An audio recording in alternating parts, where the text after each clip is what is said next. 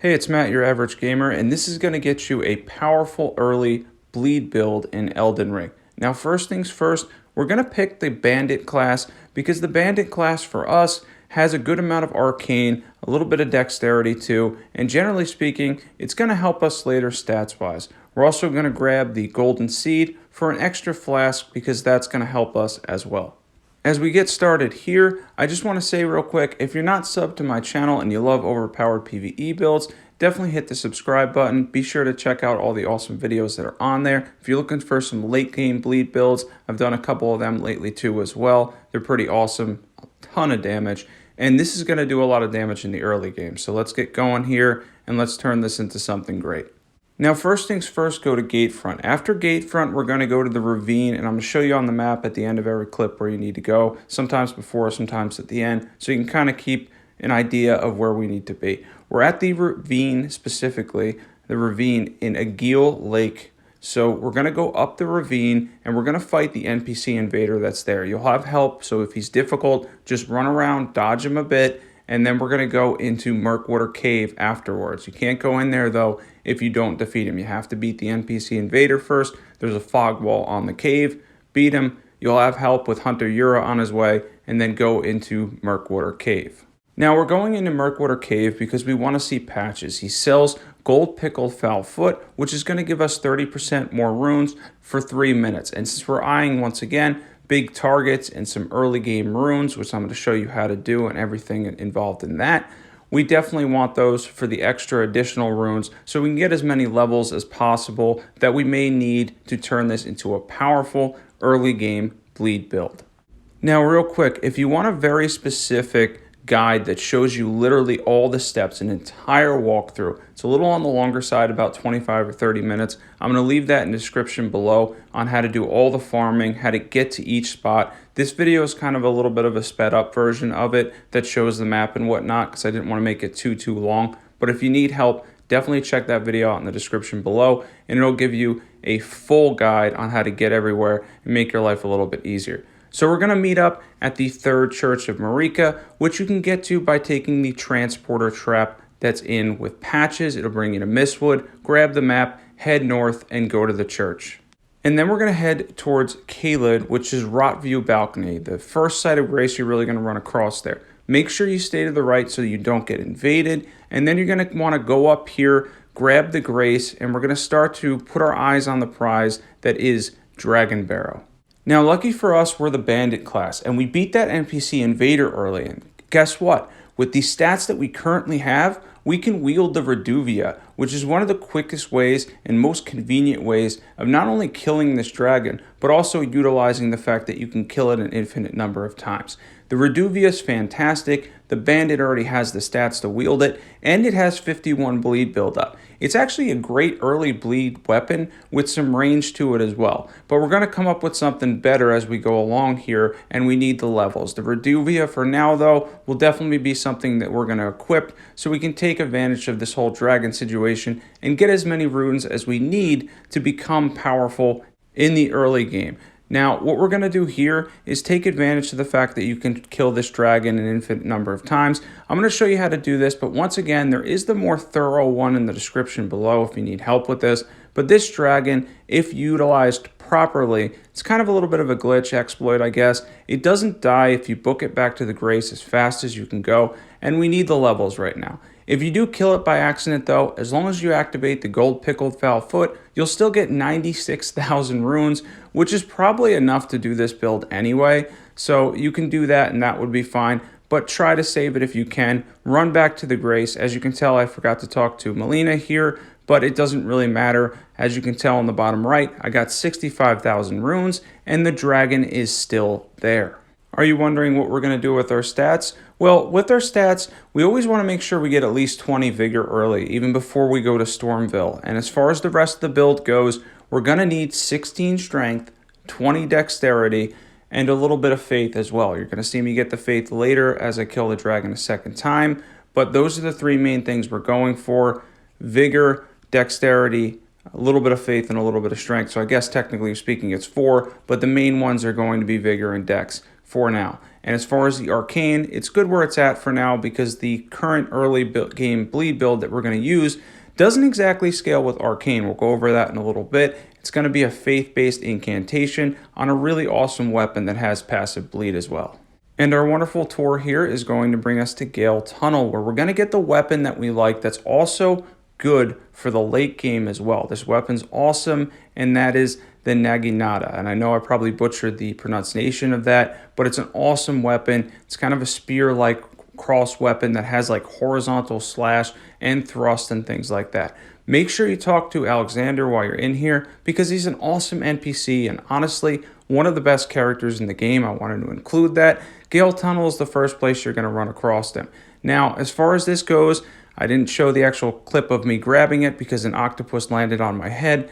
I know, it's funny. It can actually happen. There's one hanging in the ceiling, but this is where you get to it. It's not that far from the other grace on the other side. There's a room in the middle section that has a little bit of, I guess, smaller octopi, and then you're going to go past them and you're going to grab the weapon, the Naginata. And then as far as this goes, it's really not far from the second grace. As you can see, I'm showing where to go back here, and we're going to go back to the grace, rest at it, and have an awesome early game weapon that needs, I think, roughly 20 dexterity, the 16 strength we got, and then we're going to need a little bit of faith and obviously vigor as well to make this build really powerful.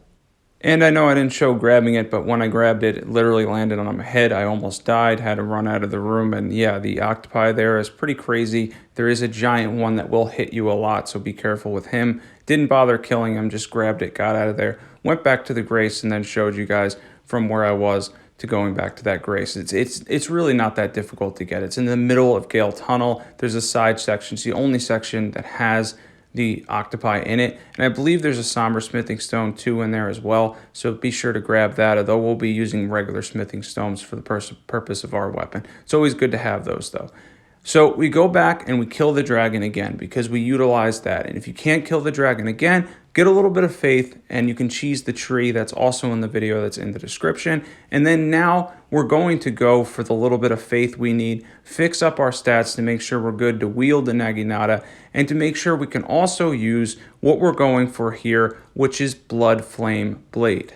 Now, for those who didn't know, you can actually entirely skip Stormville Castle. You do not have to go there. That's why I showed this on the map. There is a bridge that takes you around to the lakes. We're going to go back to Stormville, of course, because it's always an easy rune to get in Margit and Godric. It's not a very difficult place, and it's a very, very good place to start in the early game, but we want to be super powerful, so let's go grab this incantation, which isn't even that far into the lakes, and make our way around Stormville Castle through this side passage that's here so we can head to the lakes, grab that incantation, have the innate bleed plus the 60 bleed or so that the incantation Bloodflame Blade gives us and just do a lot of damage. It gives some fire damage as well. It's an awesome incantation to use early on, and it's going to make us very powerful very early. Make sure you grab the first map as you head north. Pretty much north is mostly the only way to go on the lakes, but we're going to head towards Rose Church. And I'm going to show you on the map where that is. There's going to be 2 maps that we can grab on our way that's going to help us.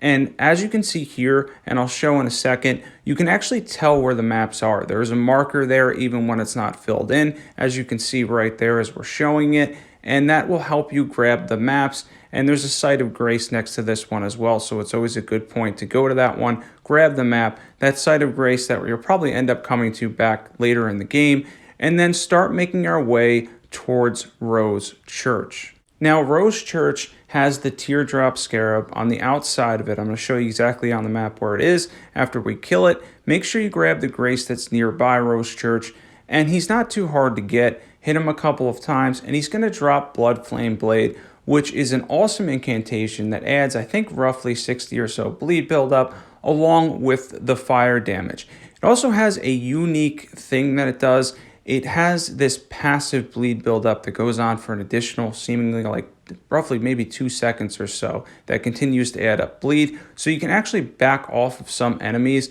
and then see it proc later. It's kind of an interesting way for bleed buildup to happen. and it's really cool. It's just a good incantation to have. Very powerful early. We have 50 bleed on the Naginata already, and then with Bloodflame Blade, we're going to be at over 100, which is awesome. That's a lot of bleed early on in Elden Ring, and it's going to make us really powerful. What we're going to grab here, which is at Fort Gale, and I'm going to show you on the map where it is in a second, we're going to grab Flame Grant Me Strength because that's going to give us a 20% physical damage boost along with the 20% fire damage boost, which we're doing a lot of physical damage, a little bit of fire damage as well with Bloodflame Blade. So it's a really great incantation to have, and it's one that you're going to end up probably using a lot later in the game. Flame Grant Me Strength is awesome. It stacks with Golden Vow, which we'll use later on. As far as the journeys go, you're definitely going to want to pick up Golden Vow at some point as well. You can get the Ash of War rather early. I didn't cover that in this video. I think I showed that in one of the other ones. It might be in the video that's in the description, but that'll also give you an additional 10 to 15% damage as well, and a little bit of a defense boost. Stacks with Flame Grant Me Strength. But as far as Flame Grant Me Strength, this should be your number one early grab. This is an awesome thing to use. Only requires 15 faith. And as mentioned before, 20% physical damage increase, 20% fire damage increase, and there's really no downsides to it. It lasts 30 seconds. It's awesome to use.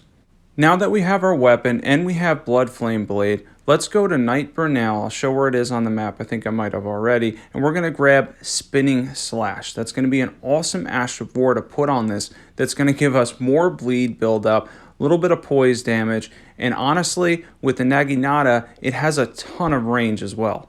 Now here, real quick, we're going to show a little bit of Godric and a little bit of Tree Sentinel, just not too much, but some of the fights and stuff, some of the proccing, the damage that you can do. And as you can tell, it's very, very, very powerful in the early game. Does a lot of bleed, build up. The weapon on its own has good AR, has a lot of reach as well. If you're going to use Spinning Slash, though, make sure you have enough time. It is a very long animation. It can do a lot of poise damage and bleed buildup, but make sure you have a good amount of time for it because in a lot of situations, you might end up getting hit. It is a very long animation, although very, very powerful when utilized at the right times. Just make sure that window is there. As far as Godric goes, he should give you a couple of those windows.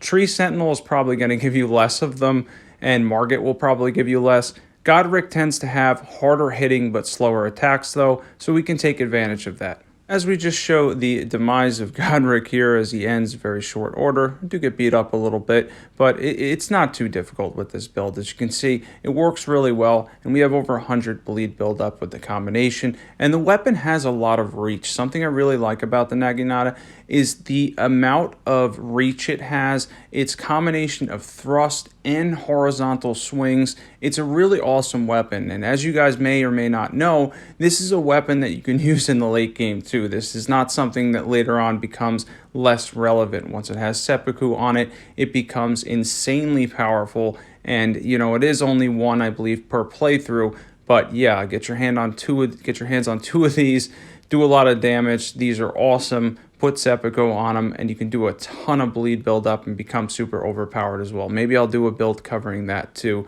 Maybe I'll start doing a couple of builds as far as spears go. I don't think I've covered spears that much yet.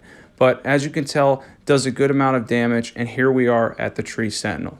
By the way, the specific name is the Cross Naginata, and I believe I may or may not be saying it right. I'm not really sure, but yeah, it's the Cross Naginata, and this thing is really awesome, and it is, I believe, classified as a spear. It's an awesome weapon to use. I hadn't really used it much up until now, but knowing that you can get such a powerful weapon with innate bleed build up really early, and then have that Bloodflame Blade on it that increases the bleed and adds a little bit of fire damage, makes it rather overpowered early. And as you can tell, the reach is also a big bonus. That's a really good selling point for this.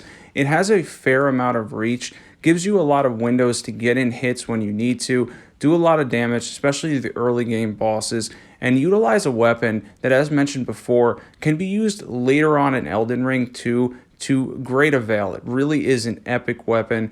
Cross Naginata is awesome, and having Bloodflame Blade on it with over 100 bleed build up, huge plus in the early game. I hope this video helped you guys, and I hope this is, helpful to get you an early game bleed build. I'll leave a late game bleed build that'll have some spoilers in it, as well as that original video in the description. It'll help you more thoroughly do the dragon rune farm and all that. If you're not subbed, definitely sub to my channel if you love overpowered PvE builds. There's a ton of great builds on my channel. Thanks for watching, everybody, and I'll catch you guys there.